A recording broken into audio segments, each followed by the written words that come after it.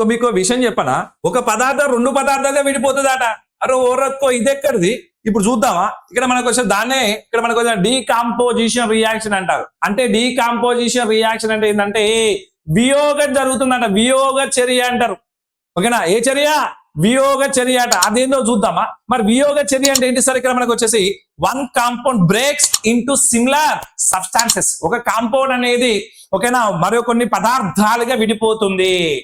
ఓకేనా, అందుకని ఇచ్చిన ఇక్కడ చూడండి, వన్ కాంపౌండ్ అనేది ఏం చేస్తాడంటే సో బ్రేక్ అవుతుంది. దేనికైనా సిమిలర్ సబ్స్టాన్సెస్ లేక బ్రేక్ అవుతుంది. దీన్ని డీకాంపోజిషన్ రియాక్షన్ ఏమంటారా? డీకాంపోజిషన్ రియాక్షన్ కానీ చెప్పుకోవచ్చు. ఎట్లా సార్ అంటే ఇక చూడు, మళ్ళీ మనకి ఏబిసిడి కావాలి. ఏబిసిడి వచ్చా? చిట్టి చెప్పు నీకు వచ్చే ఉంటాయి, నాకు తెలుసు. ఇక్కడ ఏ తర్వాత ఏమొస్తుంది? బి వస్తుంది. ఇప్పుడు నేను ఏం చేస్తాను? ఏబిని కలుపుతానా? ఏబిని కలుపుతానా? ఇగో బెస్ట్ ఎగ్జాంపుల్ చెప్తా, ఎవరు మళ్ళీ ఫీల్ కాకండి. ఇప్పుడు సమంత నాగ చైతన్య ఉన్నారు కదా, అప్పుడెప్పుడు లాక్డౌన్ ముందు ఉంది కదా, సమంత నాగ చైతన్య. ఓకేనా, సమంత ఒక మూలగా, నాగ చైతన్య ఒక మూలగా అనుకోండి, ఇద్దరు కలిసిపోయిలా లేదా దాన్ని కాంబినేషన్ అంటారు. ఇప్పుడు మనం ఏం చేద్దాం? విడగొద్దాం. మనం విడగొట్టాల్సిన అవసరం వాళ్ళు వెళ్ళిపోయారు. మీరు ఎవరైనా నాగ చైతన్య సమంత ఫ్యాన్స్ ఉంటే మాత్రం మిమ్మల్ని బాధ పెట్టినారు కాదు, జస్ట్ గుర్తు చేస్తున్నా అంతే. ఓకేనా, అంటే జస్ట్ బాగా గుర్తుంటది కాబట్టి. ఇప్పుడు మనం ఏం చేస్తున్నా సార్? ఇక్కడ ఏబి అనేది ఏం చేస్తుంది సార్? రసాయన చర్యలో పాల్గొని ఏమవుతుంది సార్? ఇక్కడ మనకు వచ్చేసి అంటే ఏ ప్లస్ గా మారుతుంది. నెక్స్ట్ ఏంటి ఇక్కడ మనకు వచ్చేసి అంటే ఏగా విడిపోతుంది, ప్లస్ అదే విధంగా ఇక్కడ మనకు ఏగా విడిపోతుంది, ప్లస్ అదే విధంగా ఏ ప్లస్ బిగా విడిపోవడం అనేది జరుగుతుంది. అంటే ఇక్కడ మనకు ఏంటంటే ఏబి అనేది ఏ ప్లస్ బిగా విడిపోతుంది.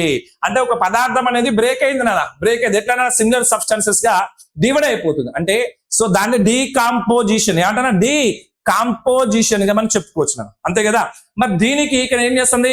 నాగ చైతన్య సమంత విడిపోయిల్లు విడిపోతే దాన్ని ఏమంటారంటే డీకాంపోజిషన్ రియాక్షన్ అంటారు. ఇక సమంత ఫ్యాన్స్ ఎవరైనా ఉంటే ఫీల్ అయ్యారు, జర జాగ్రత్త. మా ఇంటి బంగారు సినిమా అద్భుతంగా ఉంది, సమంత చాలా బాగా యాక్ట్ చేసింది. తండేలు సినిమా కూడా మహా అద్భుతంగా ఉండి నాగ చైతన్య చాలా అద్భుతంగా యాక్ట్ చేశారు. సాయి పల్లవి ఆల్సో. ఓకేనా, మళ్ళీ ఫీల్ కావద్దు, అందరు మనోళ్ళే. ఇది చూడండి. ఇప్పుడు మనం ఏం చేద్దామంటే దీనికి ఎగ్జాంపుల్ అలా ఇక్కడ మనకు వచ్చేది అంటే కాకోత్రి అంటే ఏంటి చెప్పు? Calcium carbonate. కాకోత్రి అంటే ఏంటి? Calcium carbonate. ఇక్కడ చూడండి, కాల్షియం కార్బోనేట్ అనేది బ్రేక్ అయింది. వేడి చేస్తానా? కాల్షియం కార్బోనేట్ వేడి చేస్తే కాల్షియం ఆక్సైడ్ మరియు కార్బన్ డైఆక్సైడ్ గ్యాస్ గా విడిపోయింది. అవునా కాదా? చెప్పు చిట్టి తల్లి. పోయిందా? పోలేనా? పోయింది. ఇక్కడ కాకోత్రిని కాల్షియం కార్బోనేట్ అంటారు. సో దీన్ని మనం ఏం పిలుస్తామంటే లైమ్ స్టోన్ అని కూడా పిలుస్తారు. లైమ్ స్టోన్ అంటారు. సో కాల్షియం ఆక్సైడ్ ఇక్కడ మనకు తెలుసు కదా, దీన్ని మనకు వచ్చేదంటే క్విక్ లైమ్ అంటారు. క్విక్ లైమ్ అని మనం పిలుస్తాం. క్విక్ లైమ్ గా మనం పిలుస్తాం. ఓకేనా, ఇది ఒక ఎగ్జాంపుల్. నెక్స్ట్ అదే విధంగా మనకి KClO4 O3. సో KClO3 అనేది ఏ విధంగా విడిపోయింది? ఓకేనా, సో ఏంటంటే so potassium chloride oxide so ఇది ఏ విధంగా విడిపోయింది అనేది మనకు కావాలి. సో అంటే అంటే పొటాషియం 2 ఉన్నది, అదే విధంగా ఆక్సిజన్ అనేది 6 ఉన్నది. ఇక ఆక్సిజన్ 6 వచ్చేసి సెట్ అయిపోయింది. ఇక్కడ K2 KCl ఉన్నాయి, ఇక్కడ KCl అంటే పొటాషియం క్లోరైడ్ గా విడిపోయింది. అవునా కదా?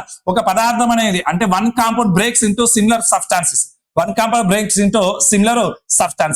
సో అది నెక్స్ట్ అంటే వాటర్ అనేది బ్రేక్ అయింది. ఇక్కడ హైడ్రోజన్ లెక్క ఆక్సిజన్ లెక్క బ్రేక్ అయిపోయింది.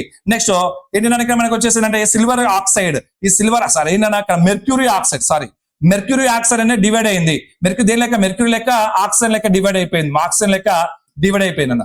సో దీన్ని మనం ఏం పిలుస్తాం అంటే డీకాంపోజిషన్ రియాక్షన్ అని మనం పిలుస్తాం. ఓకేనా, అంటే ఒక పదార్థం అనేది ఇక్కడ ఏమవుతుంది సార్? ఇక్కడ మనకి ఇచ్చండి, ఇక్కడ మనకి one compound breaks into similar substances. ఒక పదార్థం అనేది 2 పదార్థాలుగా విడిపోతుంది. విడిపోవడాన్ని మనం వియోగ చర్య అంటాం. విడిపోవడాన్ని ఏమంటారా?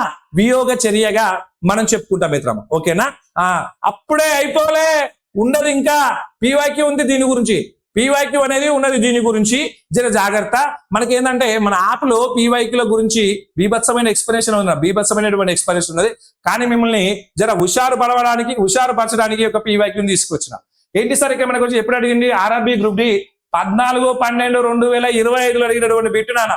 మరి ఏమడిగింది సార్ ఇక్కడ అంటే so which of the following is an example of decomposition reaction. So decomposition reaction ఏదో మీరు మెసేజ్ చేయండి, ఆన్సర్ చేయండి. ఓకేనా, జర జాగ్రత్త. ఇప్పుడు మనం దీన్ని క్లారిటీగా ఉందో లేదో చూసుకోవాలి. అసలు బ్యాలెన్సింగ్ కరెక్ట్ ఉందో లేదో చూసుకోవాలి మనం.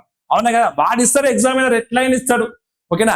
డీకాంపోజిషన్ అంటే ఏమని చెప్పినా అక్కడ వన్ ప్రొడక్ట్ అనేది సింగిల్ ప్రొడక్ట్ అంటే వన్ ప్రొడక్ట్ అనేది బ్రేక్ అవుతుంది, దేని లెక్క సిమిలర్ సబ్స్టెన్స్ లెక్క బ్రేక్ అయిపోతుంది. ఓకేనా, అట్లా అని చూడాలి. ఇక చూడు, ఇది డిఫరెంట్ నేచర్ ఉన్నది, డిఫరెంట్ నేచర్ ఉన్నది.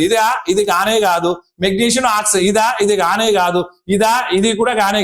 ఇదే కాకో3 అనేది calcium oxide plus carbon dioxide గా విడిపోతుంది. కాబట్టి ఆన్సర్ అనేది ఏంటంటే ఫోర్త్ వన్ ఆన్సర్ అనేది right answer. Fourth one answer అనేది రైట్ ఆన్సర్. అంటే ఇక్కడ బాగా గుర్తుపెట్టుకోండి, ఇక్కడ మన ఏంటంటే ఏబి అనేది కలిసి ఉంది నాన్న, చర్యలో పాల్గొనడం వల్ల ఏ ప్లస్ నెక్స్ట్ అదే విధంగా బి గా విడిపోతుంది. సో దీన్నే మనం డీకాంపోజిషన్ రియాక్షన్ గా మనం చెప్పుకోవచ్చు. ఇగో ఇలాంటి అంశాలు మన యాప్ లో అద్భుతమైనటువంటి PYQ-తో MCQ-తో ఎక్సలెంట్ ఎక్స్ప్లెనేషన్ తో ఉన్నాయి నాన్న. సో కాబట్టి మీరు ఏం చేయాలంటే వెంటనే మన యాప్ కనుక డౌన్లోడ్ చేసుకున్నట్లయితే డౌన్లోడ్ చేసుకోండి.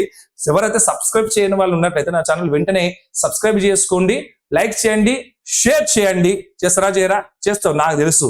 నీకు ఎందుకంటే ఈ క్లాస్ వినడం వల్ల నీకు న్యాయం జరిగింది కాబట్టి కంపల్సరీ నువ్వు చేస్తావు. ఇక చేయకపోతే అది నీ అదృష్టం.